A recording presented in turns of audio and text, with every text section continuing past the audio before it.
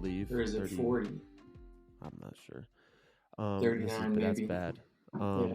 Anyways, last one we did 2 weeks ago, everything got messed up, couldn't do it. So here we are. Hilgs and I've been watching the NCAA basketball tournament. Obviously, hopefully you guys have as well. And I just told Hilgs off the screen that I'm going to hit him with this question about, he doesn't even know what it's about. So John Calipari just lost his second first round game in 3 years. Last year lost in the second round, and then the year before 2 years before that didn't even make the tournament. So last 4 years, 2 first round exits and a second round exit, can't even make the second weekend. Is he on the hot seat? Man, that's a good question. I think he's shown that he can still win in the regular season and have solid teams to put you in good positions in the tournament. But, I feel like at a school like Kentucky, you're not playing to get into the tournament. You're playing to win the national championship, So I think it was Seth Greenberg was talking about it, or maybe it was Jay Wright. It was one of those two guys. Was just saying that like this era of freshmen coming in and being the dominant team, like especially when people are staying in college for 5-6 years now, like they're making money in college.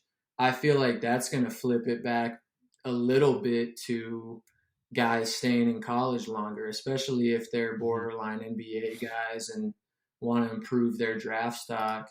All that's to say, like, there was a number of years there where it was the craze was get these phenom freshmen, to get you to the promised land. And now it's kind of, I feel like, drifting back a little bit to the veterans and guys that have been around it for a little while. So get it done. Spin off on that then, because I agree, and I've never really been bought into the whole freshman class wins you anything. I mean, I think it was only 2 years that it happened with Anthony Davis's team and then Jahlil Okafor's team. It was 2 years out of a lot of years of college basketball that it's happened, and it over the years, you just consistently see the older teams win. The guys with the older big men, the guys with the older guards, they always win. One, because it's IQ. They've been there in those moments, and they're just grown-ass men. But so how does that play into like Duke's recruiting class then this next year for you guys, since you're a big Duke guy, with them being so young and them having the number one recruiting class coming in? Does this trend worry you, I guess, when it comes to the tournament? Absolutely. I mean, if you look at, I know Duke, what did Duke end up winning by last night? Or was it 2 nights ago? 17. They ended up winning. They ended up winning by double digits and pretty comfortably, but they didn't look good. Like, if I'm really honest with you, they did not look like a team that is going to make a deep run. I think with Wisconsin losing last night and they're getting the James Madison matchup, I think, to be honest, they have a better chance now, although James Madison is good, of making it to the Sweet 16. James Madison is the scariest 12th seed. That team, they are good, is built to make a run. They are good. I'm just saying, I feel like now Duke has a better chance of going up of advancing to the Sweet 16. They could very well lose to James Madison too, especially if they play the entire game like they played the first kind of 25 to 30 minutes of their first round game. They didn't look great against Vermont. And maybe it was Vermont was juiced up, like maybe they were just really competing hard. Who knows what it was, but that's an old team too. Yeah, they didn't exactly. And so to get back to your question, I think having those extremely talented NBA prospect young guys is good. Like, why would you not get those guys? But also, it's kind of like the NBA. There has to be some veteran leadership there and guys that have been there and understand what it takes to um, execute at a higher level than just being more talented than the other team. I 100% agree with that. Um, I've always thought age plays a huge part when it comes down to like winning time, essentially. Mm-hmm. Too, I guess. And then I've been watching a lot of games where these teams that come out and cause like havoc and turnovers right away have been the teams that have been staying in control the whole game. Mm-hmm. Even the like the lower seeds. What game was it last night? James Madison forced Wisconsin into a season high in turnovers, and they end up winning Yeah. by double digits. You know, Mm-hmm. team that's the most aggressive is going to be the one that has the best shot at winning in this time of year. I agree with that. And I think it's showing, like, I think at the college level, it's still a lot about, like, yeah, you need to be efficient and be getting good shots and be able to score the ball. But teams that can sit down and defend, I feel like, especially at the college level, win at the highest level because you don't have like the NBA, you don't have incredibly efficient scores all over the floor. So it's kind of like just do your best on the defensive end, like we got to Mm-hmm. try. But whereas college, it's your defensive scheme and your kind of the way you execute what you do defensively can drastically affect your results. Mm-hmm. Yeah. I got a question for you. Oh, go ahead. Go ahead. No. What were you gonna say? Mine can In wait. the first round games, what out of the ones you watched were some of the more exciting games or kind of the ones that stood out to you? Um, Pull up There were a schedule. ton to me. There were First some one to fun me. ones. First one to me that stood out was was oh no, Kansas and Stanford. That was just because I was that was ruined by a bad call at the end of the game, in That my was a opinion, and clear it block, man. changed the whole. You can. I'll sit here and argue with me, or will argue with anyone that says that that didn't change the outcome because it did. I don't care if Sanford still was down by a possession, still could have had a chance to tie it. A 3-pointer in that situation is so much harder to get versus being down one in transition 5-on-4 going the other way, which was Mm-hmm. about to happen with someone on the ground. Mm-hmm. They were winning that game, in my opinion, because they had the flow going, and they're going to win that game. Well, and those are Um, the moments in March Madness where you're like, this shot, they're about to hit this shot. Like you oh, see the play 100%. unfolding, and you're like, this shot is about to go in. And I think I've been going back and forth on this one for so long because I do not want to add more replays into the game. But mm, that is such a big call. And if that gets overturned, it's a 1 point game. I don't care if they're not if it gets overturned and we review and we're coming down. We're down one now. We have to get a two. mm, We have to attack the rim or something. I'm living with that. But at the same time, I don't want more. That's one of those where if I feel like you can challenge the last minute of a game, give mm, coaches a challenge the last minute of the game, and the refs have it's a 30-second challenge or a full timeout challenge. However long a full timeout is, a minute. That's how long you get to review it. Okay, you got the minute. Officials meet. What do we come to? Okay, no foul. All right, play on. Now we're moving. mm. I could see it like that. And then if they don't overturn it, then hey, you lose your time. You lose your full timeout that you had, and all that stuff.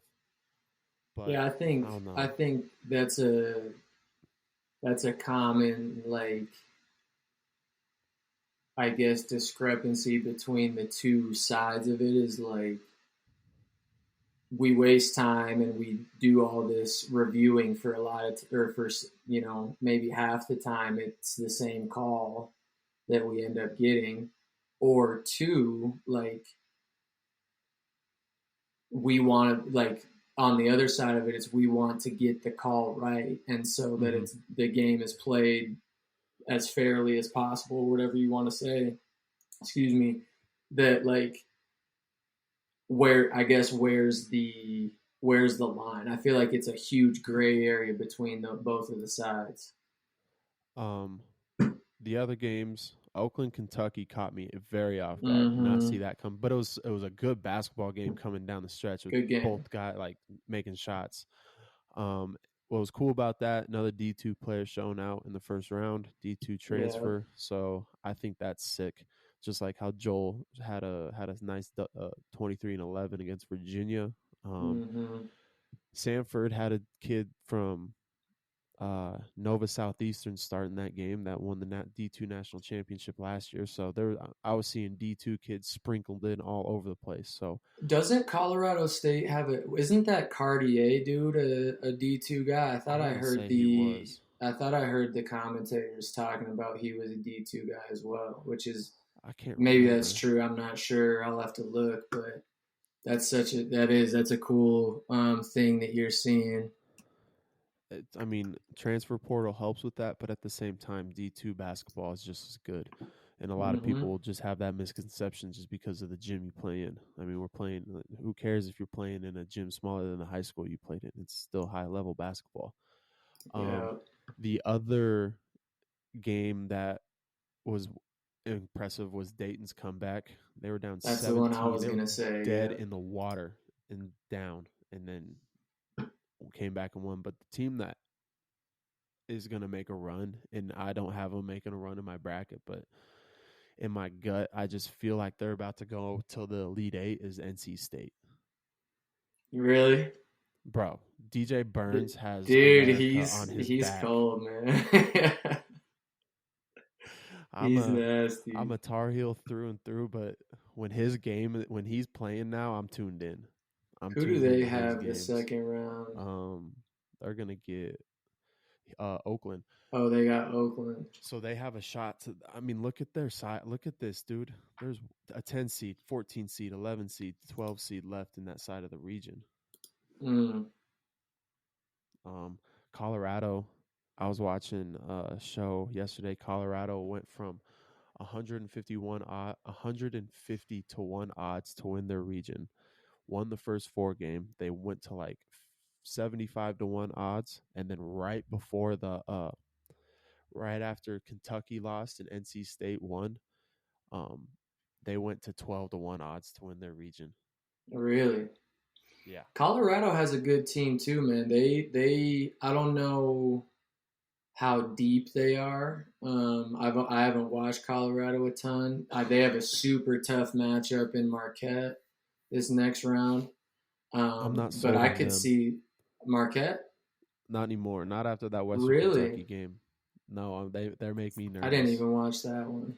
They were struck. It took them a minute to turn it on against Western Kentucky. They were tied 55-55 with 12 minutes left. Mm.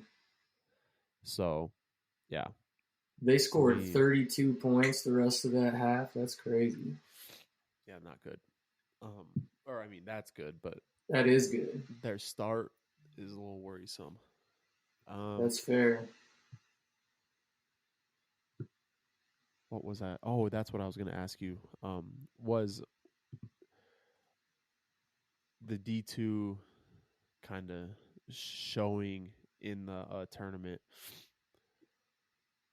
Do you think this is going to help bring more maybe kids that think, oh, hey, let me go D2 for a couple of years and treat like if do you think they would treat it almost like a JUCO setting where hey, let me go try this D2 out for a couple of years with knowing I'm going to try and get better and go D1 and then hey, the last 2 years I'm going to transfer and go D1. That dude, that's a good question. I think for the most part where those D2 kids start to separate themselves is that second, third year and then it's like okay, this might actually be a D1 kid that can really, you know, compete at the D1 level. But Hmm. that's a really good question. I think it's more of a thing because I'm a true believer in, like, especially today, if you're good enough for a certain level, coaches will find you. And like, there are those kids that are getting some D1 looks as well as some D2 looks, and maybe they end up picking D2. And I think those are the kids, like, they really develop and they Hmm. really get better and kind of figure out what they're good at and what their game is. Those are kids that I feel like can really make the jump to the D1 level and perform and kind of do what Joel did and Cartier did, who is a D2 guy, by the way, Hmm. Hillsdale College in Michigan.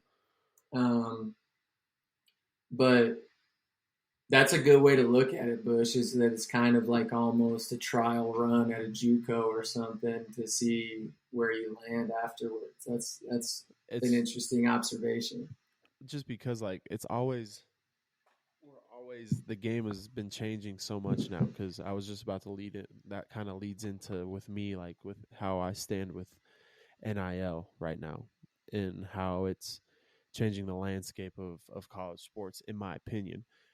You probably saw my story the other day about that kid from that football player from Alabama, the offensive lineman. I Oh don't know if you yeah, heard yeah. about That that. transferred to, where did he transfer So to? Iowa or something? yeah, so backstory, out of high school he committed to Iowa, right? Decommitted, went to Alabama, and then played his freshman year.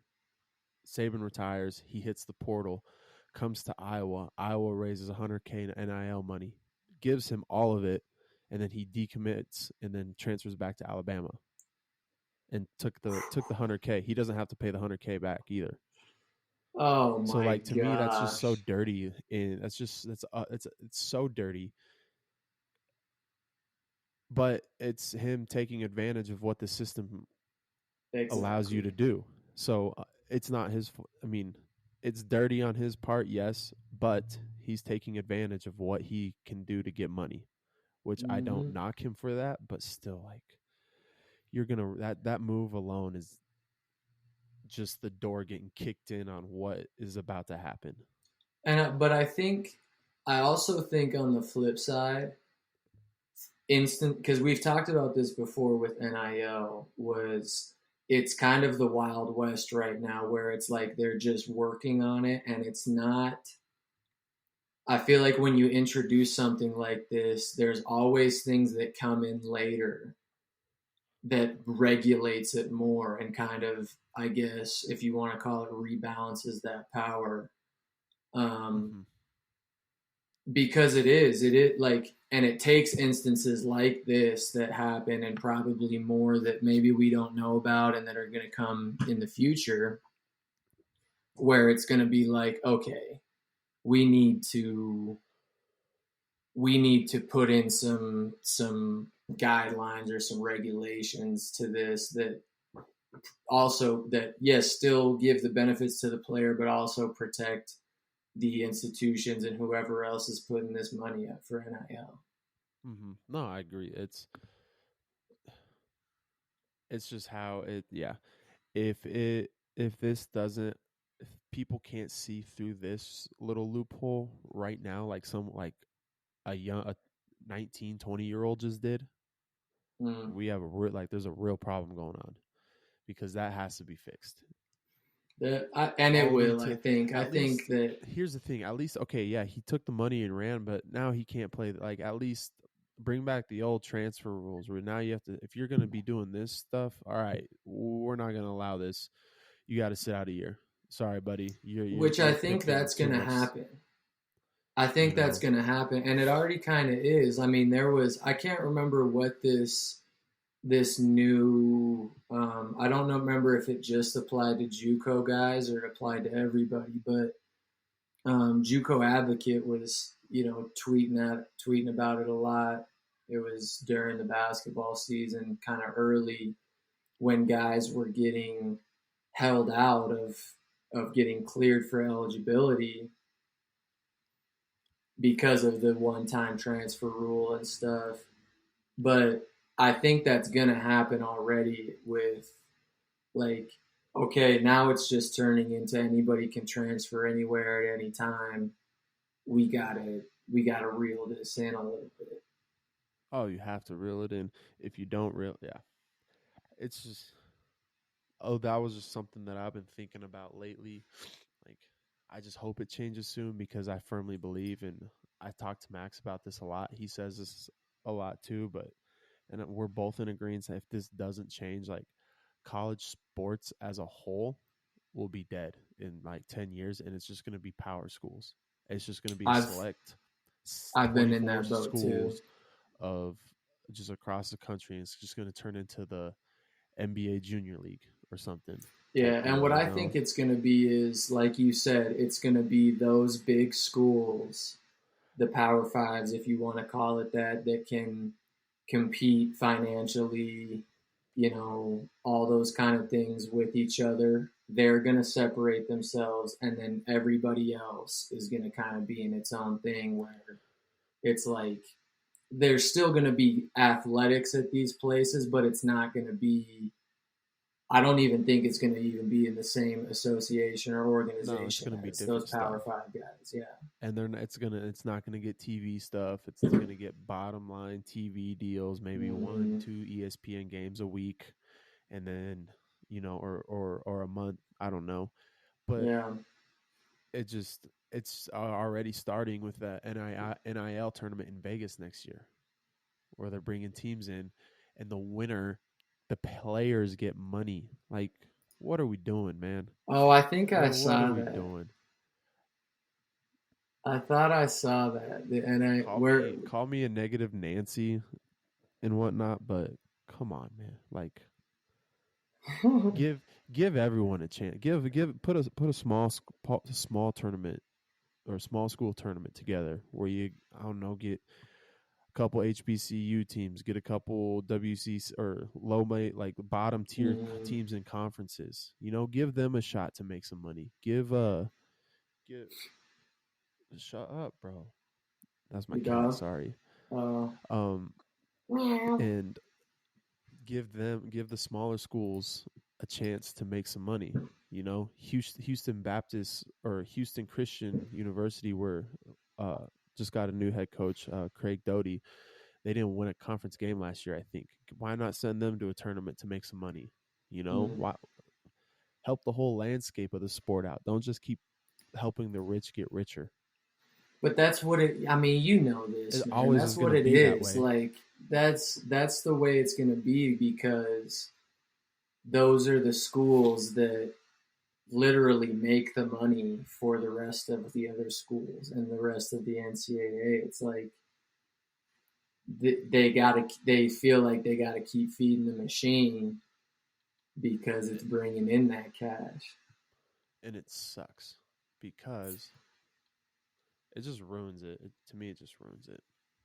I think the cool part about it is the way it is now, though, is like, yes, a lot of times the big schools and these ones are the ones competing for the championships, but they don't always win. Like, Yeah. they don't always get the dub. So I think that's cool to show, like, okay, there are other programs that aren't maybe Power Fives or in that upper echelon of money makers that they'll beat you and they'll win the Oh, I agree. championship or they'll get to the Final Four. I agree with that. D2 tournament Mm-hmm. stuff. Um, Fort Lewis won the RMAC tournament back to back years Mm-hmm. on Mesa's home court. That's got to suck for them. Yeah, that's tough. Oh, my Lord. That's got to suck. I'm That's sorry. real tough. But got Mesa ended up getting the best of them in the national tournament. So I feel for them, bro. I feel for that school. I feel for Fort Lewis. why? That Oh sucks. yeah, That yeah, just yeah. 2 years in a row, same circumstances. Literally, in my opinion, Literally kind same of the same circumstances. circumstances. And D2 NCAA D2's got to figure out a way to send teams all over the place. They got to figure this out. This is getting ridiculous, as We've talked DeMarcus about it Cousins would say. before. If NAIA, if D3, if these other small associate in the smaller divisions, if they can do it, so can D2. You gotta be They've kidding yeah. me.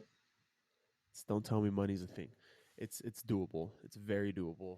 Like Or within these, do it like, how. Sorry, do it how. I mean, women's basketball, Division One women's basketball, a number one seed out of like a couple group of teams will host it. So send a couple. I don't know.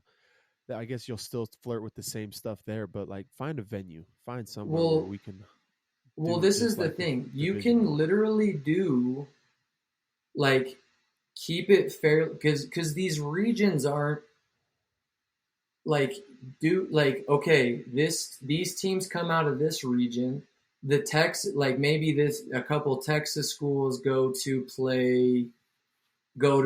I don't know Arizona to a venue while also some California teams go to Arizona and like there are enough venues and these regions are close enough to cities and places that have the venues to hold regional tournaments Mm-hmm. that it wouldn't be like CSU or like Met or Mesa has to travel to Delaware to play some games. Like there Yeah, are other places close enough to where you can get out of this keeping the regions together and they can travel to Omaha or travel to Phoenix and it's like that's not hard to do. impossible to ask.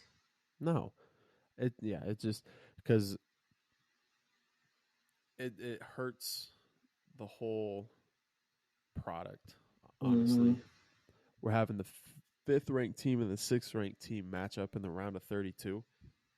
What are we doing? Yeah, come on. How That's not how it's supposed to be, because that's not a true national champion. It's really not. And it's like you just said, you're knocking out some of the top ranked teams in the first couple rounds. And the other thing is these teams in these regions, they never play anybody else until they would get to the Elite Eight. It's because your region record counts. Yeah. That's what they care about. Well, I'm saying they never play anybody outside their region until the Elite Eight, which is that's absurd. In a six, is it 64 teams or no? It's 32 64. teams. It's 32, I think. No, it's 64 because there's 8 teams in the regions, but it's 64. Oh, you're right. It is 64. Yeah, man. 64 teams. They can't play their entire region through the Sweet 16. Like that's crazy. Exactly. I don't get it. It just give the guys a chance to compete against the best, man. That's And all. I know and Fort if you want to debate this conversation with anyone, debate it with the Fort Lewis people because they are very passionate about this They topic. got time. They got They have time. a lot of time for that one, and that's not a knock or a call out. No, it's not. That's They just feel them being strongly, and they should. because I am in their corner. They've gotten hosed 2 years in a row. And to And get even hosed Ben by the texted same place. Bino texted me about it too. He sent Oh, me did he's like, hey, I'm not trying to be like the side picker, but he's like, just researching and reading it. He's like, truly, I think it's just about like location, money, and all that stuff. And I'm like, he? It it's literally. it's That's wrong exactly what though. it is. It It's is. wrong because the team that deserves to host should host Yeah. every single time. What did we just say about the D1 level? It's about the rich getting richer because that's what drives the ship. Yeah, Where, like they said, it's not as financially lucrative to have it in Durango, Colorado, for whatever reason that it is to have in Canyon, Texas. boo. Boo, boo. Um, Going back to the D2 thing, that's how I feel about the RMAC needing to expand the conference tournament to 12 teams and host it at the Budweiser Event Center in Colorado. Mm, Why not? It's if Denver is the home site of the conference, why not host it there? There's a perfectly good event center off the highway that mm-hmm. people could come to. I guarantee you, people will come watch that stuff. I guarantee you, Absolutely. people from around there would be high school people there, like that. That would be a big time thing having the RMAC conference tournament in Denver. But then they say, "Oh, money. Oh, it's all money." No, that's such a fake excuse. Like, bring everyone to Denver and let's compete for a title and a chance to go. Mm-hmm. Because I had this art. I did this when I was at Western. I did research. I looked this one up. The RMAC has 15, 16 teams in it, and we only take 8. 15. That's 50% Mm-hmm. of our conference that gets a chance to go compete for a national tournament. So my argument there too was, why does D1 everyone gets the chance? Mm-hmm. You could go winless and then win 5 games in a row in your conference tournament and go to the dance, because Mm-hmm. that's you did your job. D2 should be the same way, but there's not one conference in D2 that allows every single team. It's either 50% of the conference goes to the tournament or like 65% of the conference goes to the Mm-hmm. tournament. But there's not one conference in America in D2 that allows or that sends all their teams to their conference tournament. Which to me, that's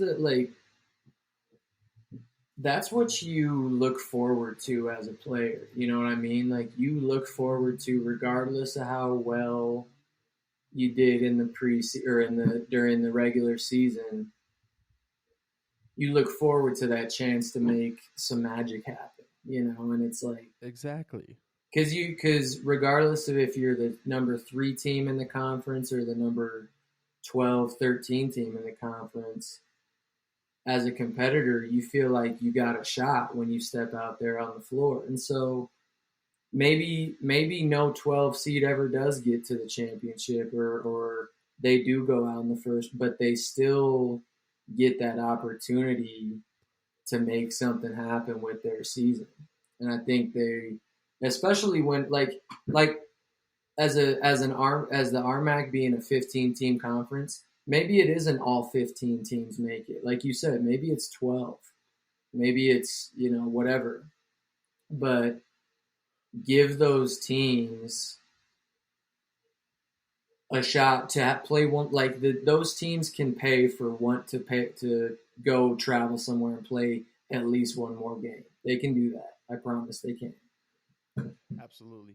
I will go to my deathbed. My first year at Western, we were on such a roll that if the conference tournament was 12 teams and we would have gotten in, no, we would have made it to the championship game. That's how good Mm. of basketball we were playing. We took Dixie State right down to the last wire. Beat Mesa on our home court. We beat Regis, beaten good teams. Beat Fort Lewis on the road. Like, we were playing such good ball. I was like, yeah, we're gonna Gonna make it. make a run. And then the wrong teams lost. Like the top, Yeah, that's the the worst when worst, when your fate isn't in your hands. You gotta, the wrong teams lost, yeah. or else we would have made it in. Regis beat Dixie State, and that one hurt. Dixie dropped 2 games that weekend to the 2 teams that we could not have them drop to. Was that was that my That first year at was Pueblo? beginning at yeah. I was like right. That was this was right before COVID Yeah, hit the yeah, world, you're right. I remember that. and yeah, it was unfortunate, Mm. but it is what it is. That is the way of the RMAC, unfortunately. I want to ask you about NBA now that we're getting into sort of playoff world. Um, who are you feeling good about right now? The Well, NBA. first of all, let me ask you about the Warriors. Do you think they're going to make it in? We're playing good right now. I like the way we're playing. We're just not. Thing that kills me about them, and it's they're not gonna. They'll make the playoffs. They'll make the play-in, but they'll not. I don't know how big of a. I'm tired of this. Oh, we'll make a big run from Steve Kerr. Like I'm getting sick and tired of hearing that. Oh, I can't wait till we make our big run, buddy. You've said this for 2 years in a row, and we have the same record at the same point of the season, and we're last in the division. But Mm, that does tell you to me how strong the Pacific Division is. Our whole division is absolutely. in the playoffs. How strong the So West is in general. I saw this real quick before you go on. There's 8 teams with 40 wins right now in the Western Conference. that's nuts. 8 teams. That 11 is teams with absurd. 30. There's 11 teams with 30 In wins. the Eastern Conference, there are 6 teams with 40 wins, and the Pacers just got to 40. Yeah, that's not good. So, like, the disparity Boston. between the West and the East, like, think about this. The Warriors are at 36 and 33 at number 10 in the West right now. The Atlanta Hawks are at 30 and 39. They're 9 games below 500 and are in the play-in tournament currently. That's so bad. That is so bad. Um also another thing, I think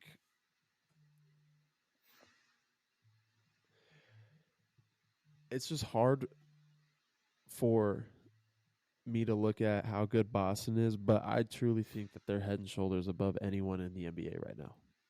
Boston, That addition 56 of Drew wins. I mean, Holiday they're, was yeah. like the most perfect Well, and addition Porzingis. Porzingis has been that he could have absurd had. for the So Celtics, bro. Like, Porzingis to me has completely unlocked a new thing for the Celtics, just a new way to play. Because yeah, you have Al Horford that can shoot it and be a little bit of a post presence, but like Porzingis is a different beast to have out there. And to me, he's been the X factor because I think the Celtics have always had great guard and wing play, obviously. But Porzingis has, I think, completely changed the way they look on the interior. I still think the Nuggets are. I have a hard time going away from the Nugs right now because I think at any moment they have the most unstoppable play or action, if you want to call it that, with Jamal Murray and Jokic. dude, I'm gonna be honest with you. Clem just called me and screwed this whole thing up. We're still recording, but I'm trying to figure out how I can hear you. Oh, you can't hear me? No, I can read your lips though, and I know you can hear me. Uh, oh We have no! a Queen City Classics going on right now, and he just called me after a refing break. So, Yeah. damn it, Clem. Well, I'm just gonna talk to myself here for for the remainder till we get that figured out. No, I can hear you now. I just turned my computer Okay. on. Okay. Can you hear me? Can you hear yourself through the mic? No. Okay, perfect. Um, Technical difficulties all over this place, man. bro, every single time, I swear. But no, NBA season, I think, yeah, it's tough. I haven't paid too much attention lately. Like I I haven't really haven't either. paid all that much attention. I've been more locked into college basketball, but um, I hope the I think the Warriors can do it. I do. What I was Secondly, saying I'm when you so couldn't hear me, go ahead, yeah. actually. Go ahead. I No, was you like, go my ahead. last thing. I'm so sick and tired of people getting all butthurt about Draymond Green and whatnot. Like, What happened this time? Oh, there was so about the Memphis thing. Like there was some stuff that happened in the Memphis game, um, and whatnot, and I guess something like him and Desmond Bain got into a little bit of a deal, Oh and yeah. it was all Memphis acting, in my opinion. But to me, it's just like, okay, let the guy be who he is. That's who he is. Okay, it's Mm. what's so wrong about maybe showing a little toughness. Yeah, maybe he goes over the top a little bit, but like he's not going to back down. Yeah, no, I think there's an element of that. I think what people are caught up on now is like the excessiveness of Draymond Green at times. And I agree with you. I feel like now, especially since what happened with Nurkic early in the season and he got suspended, Uh huh.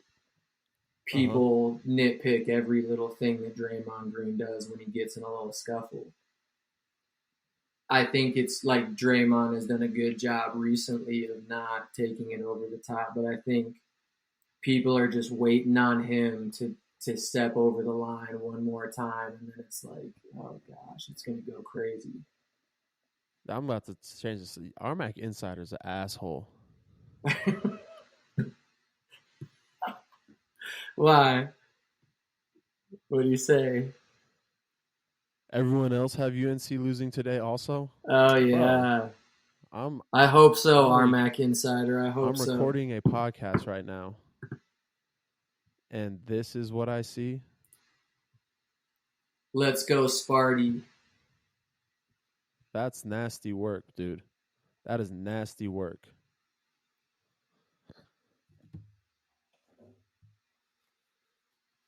Just completely changed my tone of the day. I'm right along with you, Armac Insider. I hope Sparty takes him down. um, that one is a little nerve wracking. I think we have the size. I think Yeah, just like I said, I love when a team loses in their. I love when a good team loses a championship game and loses in the championship of their conference tournament. I love that. you To think me, it fuels him?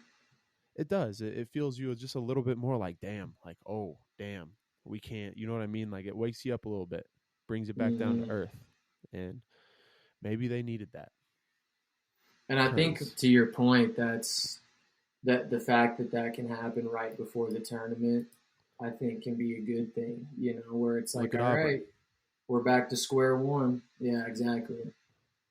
Auburn completely ran through their conference tournament and SEC. got Yeah. beat by an Ivy League school. I want So that was one thing I was thinking about. I need to start picking Ivy League schools to upset teams because I feel like it yeah, happens all the time. It's it does. ridiculous. It does. Um, is Princeton an Ivy League school? Yeah, because they did it last year. Mm-hmm. Yale always does it. Yale, Almost did it.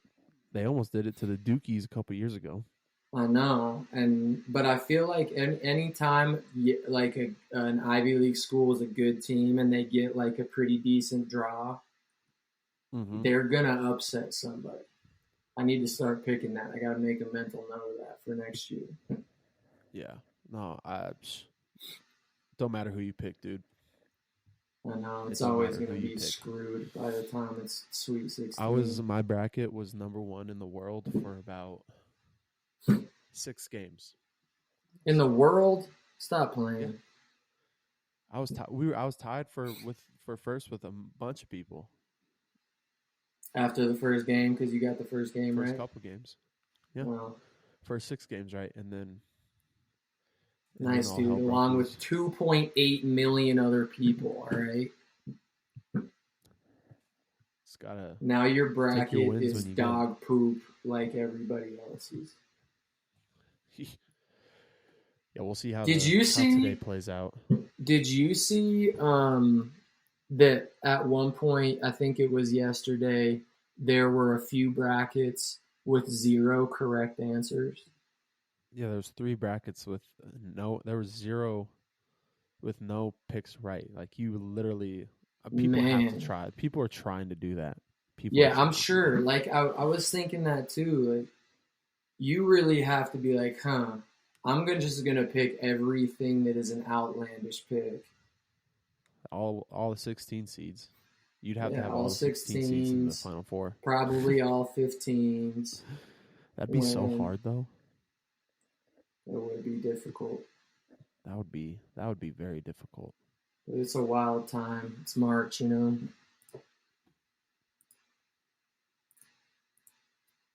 Here, I want to, or the D2 one. Well, West Texas ended up getting into the Elite Eight. Seeing some familiar faces: Minnesota State, Nova They're good. Southeastern, Ferris State, I'd like to CSU, see. San Bernardino. I'd like to see us Nova Southeastern win. Our Yeah, boy that'd be Riker good. get our boy Riker a national Riker. championship. Yeah, He plays big. Riker. He plays a lot of minutes for them. Like he actually that's Oh yeah. He that team was he so good, bro. That obviously team was he so obviously good last year. knew. Yeah, they were. He obviously The knew that going there he was going to be in a good spot. the talent that was on that BH team. Yeah. Matthews going to the Reese's All-Star game, D2 All-Star game. Joel Oh, went is to he? CSU. Yeah, Joel went to CSU. PJ went to USD, San Diego. Adam went to Mm. Tarleton State. Riker went to Nova Southeastern, or yeah, Nova Southeastern. Um, who Wait, the who fuck? went to Tarleton? Adam. Oh, that's right.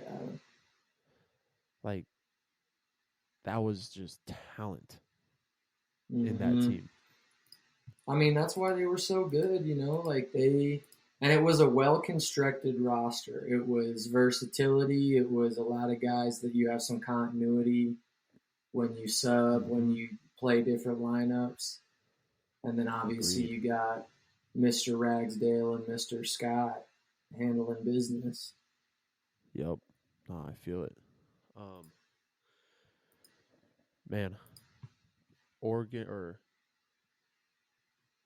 not Oregon? What was I saying? Arizona's up 26 to 16 26, right now 16. with 8:38 left to go. Um, honestly, I don't really have anything else to talk Yeah, about. man, let's go watch some hoops. Thank you all for tuning in. Let's see here. Let me hold on. I gotta pull this up real quick just to make sure that we are in the Well, right. if we didn't put out the last one we recorded, so this would be 39, right? I think so, but we could. So we cannot count the last one. Yeah, it is 39. This is episode 39. Had it right. Beautiful. Closely reaching that episode 40. Next one. Coming to you soon. Yep. So tune in, Spotify, YouTube, like, comment, let us know. I'll try to get back to this more and keep them a little shorter around this time frame. Yes, indeed. Kitchen Hook. Peace. Peace.